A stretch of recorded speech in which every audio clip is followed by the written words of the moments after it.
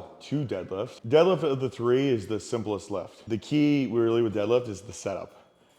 Everything else after that is pretty simple, but I'm gonna kind of break it down step by step just to make sure you do it correctly. First thing to start off with is stance and stepping to the bars. You wanna set it under your hips. I'm talking about right in the front, right here. Generally speaking, that's gonna be about your vertical jump stance. Good way to determine this too is stand on a bench, jump off, see where you land. That's generally speaking where you're gonna if you're gonna do like a depth jump where you jump off from, that's another way to find it. Most of the time though, I've noticed, it's gonna be about right here underneath the hips. That's your stance. When you step to the bar, we wanna be about an inch or two away from the barbell. The bigger you are, the further you're gonna have to set up away from the barbell. And some of you might even have to roll the bar out and roll it in, especially if you got a big stomach. If you're a little leaner, thinner, or your mobility is really good, you might be able to start very close to the bar, about an inch. But about an inch or two, just give your shins room to move so you're not hitting the bar when you set your hips. Turn your toes out just a little, just allow you to open up your hips and also make it easier to extend your hips at the top, squeeze your butt at the top and lock out. A lot of time when people go straight ahead and kind of lock their hips up and it makes it really tough to lock out, a simple fix for that, just turn the toes out like 5-10 degrees. Very easy. Now from here, the key with deadlift is you want to get a stretch reflex. You want to get some sort of pop off the floor. Because if you think about it, say on squatting and benching, the stretch reflex is created on the way down. So say on bench, you go down, right, you go up. Same thing with the squat, you go down, you come up. That on the way down is creating that stretch reflex. It's going to give you pop off the chest. So with deadlift, since it's concentric only, we kind of have to create the stretch reflex, create that pop off the floor so we can generate speed and power off the floor. Great way to do that is to create it. The way you create it is when you go to set, we want to get a stretch and tightness in the hamstrings. When you grab the bar, you want to hinge to the barbell. So what I do with that, unlock the knees, we're going to push the hips back, keep my back nice and flat, and we're going to grab the bar. So notice I'm loading up my hamstrings, pushing my hips back to grab the barbell, okay? Now, the grip width. How wide you grab the bar is going to be basically determined on how big you are and how big your legs are. Really easy way to do this is you want your hands to be just outside your legs. If you notice, if I went tight like here, notice how my legs are going to hit my arms. So it's going to impede my setup.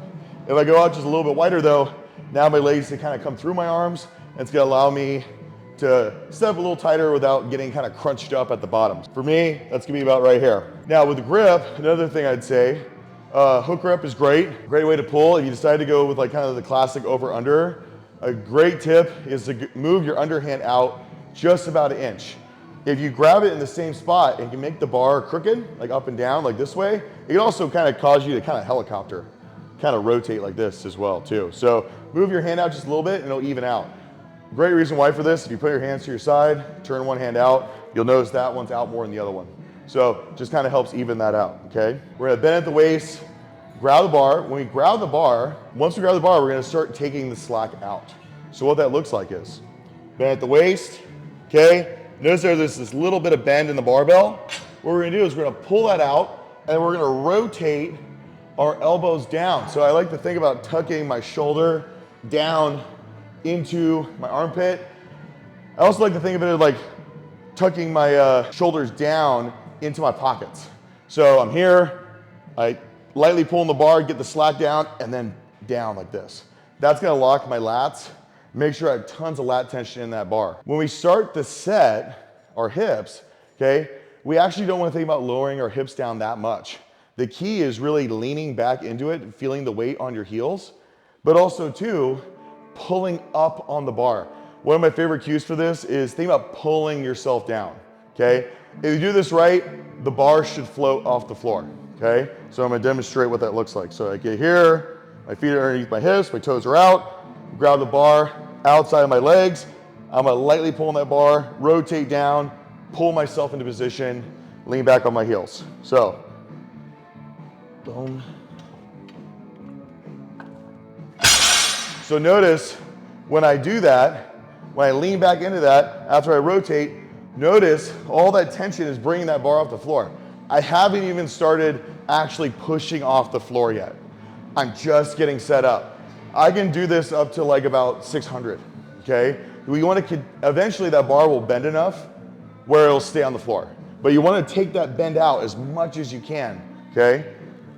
Now, the actual motion of the deadlift. So once we get that tension, we're breaking, we're popping that weight out the floor, floating the weight out the floor. The next part is real simple. We're gonna push through our heels, okay? Once the bar is right below our knee, we wanna actively think about squeezing our glutes as hard as you can, okay? And standing tall at the top. Great way to learn this and feel this is to start with doing some pause deadlifts. So you can feel yourself pushing the floor and then feel yourself squeezing. So I'll show you what that kind of looks like.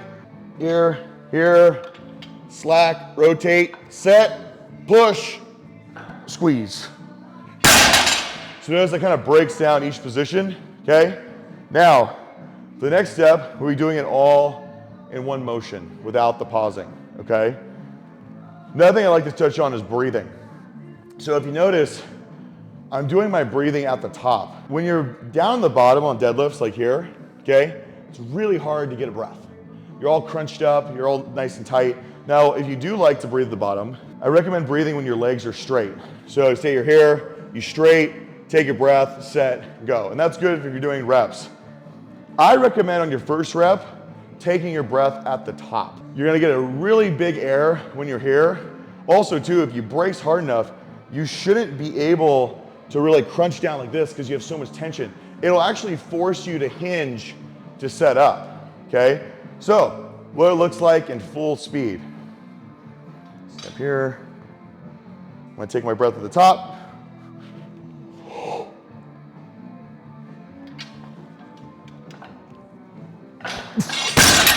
So you notice this weight's kind of hard for me to almost do it because it's so light, it just pops. But if you notice, breath at the top, grab, rotate, pull myself in position, push and squeeze, breath at the top. That's pretty much it for deadlift, very, very simple. There's some tips on, now you got the setup down.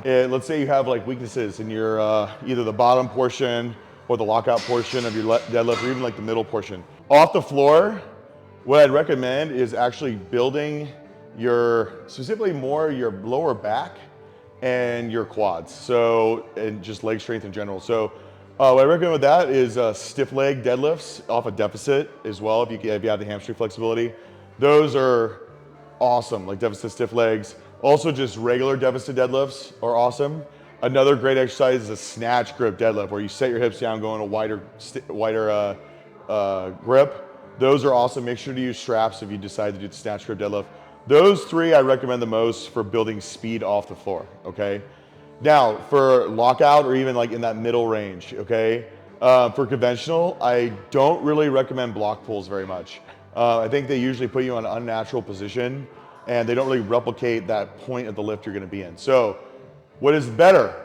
Bands and chains, moderate tension, maybe about 15, 20% tops of your max, maybe even as low as 10. But somewhere in that 10 to 20% range of band and chain pulls are awesome. RDLs and pull-throughs are awesome. Also like a wide stance good morning is really awesome for building up the hips and the glutes and fixing that lockout issue.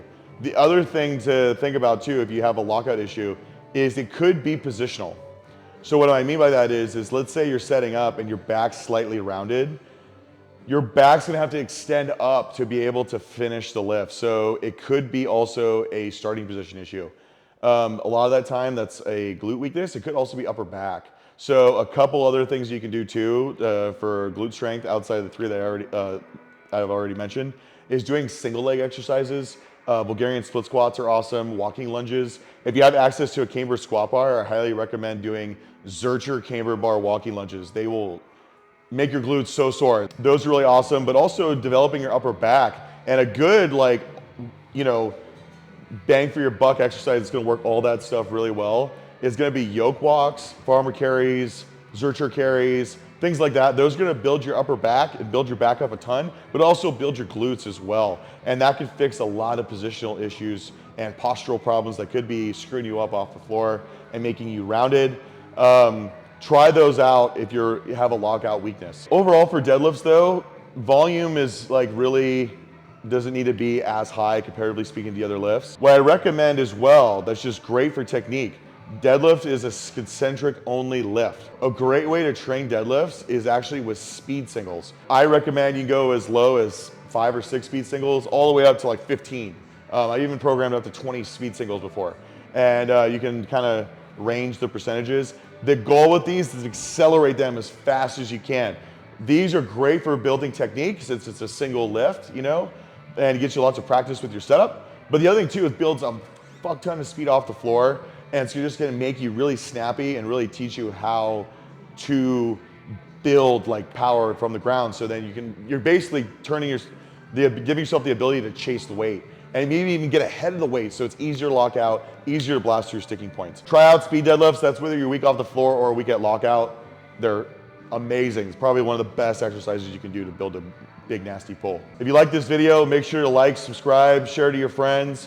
Also, if you're interested in coaching, I'm gonna leave a link to contact me at the bottom of the page. Contact if you're interested in coaching as well.